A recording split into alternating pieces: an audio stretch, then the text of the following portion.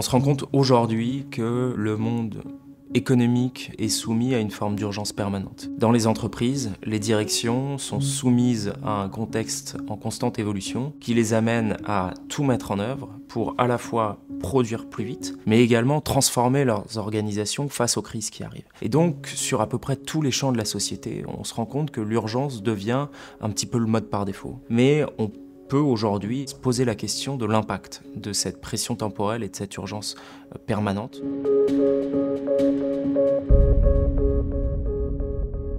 Cette urgence permanente va avoir un certain nombre de conséquences. La première, c'est qu'elle va soumettre les individus, les dirigeants et parfois leurs équipes dans une situation qu'on va qualifier de stress physiologique. Notre organisme va libérer du cortisol qui va nous permettre, et c'est très bénéfique, de mobiliser toutes nos ressources pour pouvoir agir vite, penser vite, décider rapidement. Le problème, c'est que ça va entraîner également une altération de certaines capacités cognitives, parmi lesquelles une accentuation des phénomènes de surcharge mentale.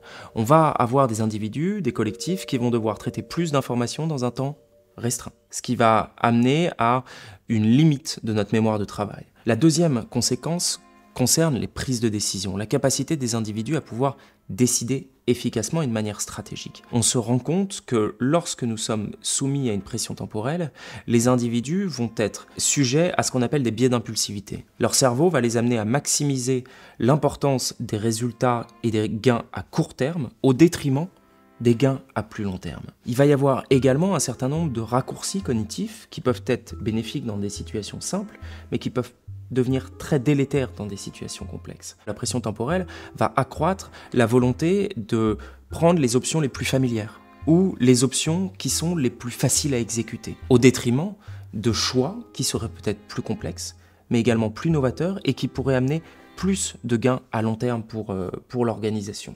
Le troisième niveau de conséquence concerne cette fois les prises de décision collectives.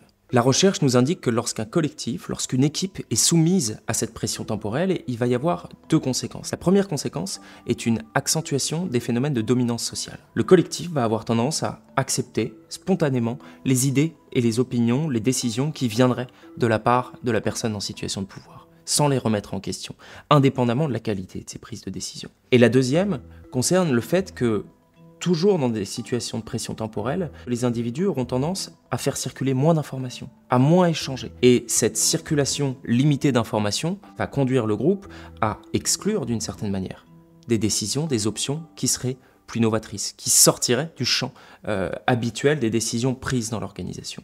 Donc pour toutes ces raisons, on se rend compte que l'urgence permanente peut entraîner une limite forte des organisations à s'adapter, à innover de sorte à tenir dans la durée.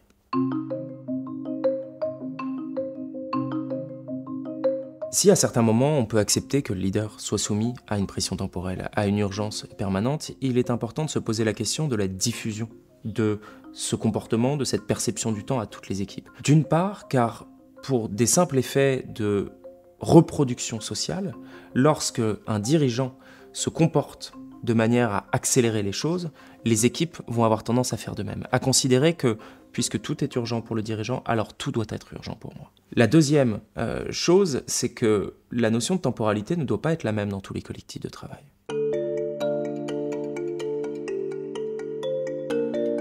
Pour réduire le coût et les conséquences de cette urgence, de cette pression temporelle dans les organisations, il y a deux leviers principaux qu'il est possible d'employer. Le premier va être de mettre en place des règles claires et strictes d'intelligence collective, de laisser une place au doute, de laisser une place à la circulation des avis, des opinions et tout particulièrement des opinions contraires. Si on veut pouvoir innover, même dans les temps qui s'accélèrent, on doit laisser ce temps à la prise de décision collective et à ce que celle-ci provienne d'une contradiction, d'une certaine manière, dans les collectifs de travail. Le deuxième levier est de ne pas appliquer la même temporalité à tous les endroits de l'entreprise, de dissocier les collectifs qui doivent aller vite, qui doivent penser vite, et les collectifs qui, au contraire, doivent intégrer dans leur organisation du travail une posture de temps long, propice à la concentration et propice à l'innovation.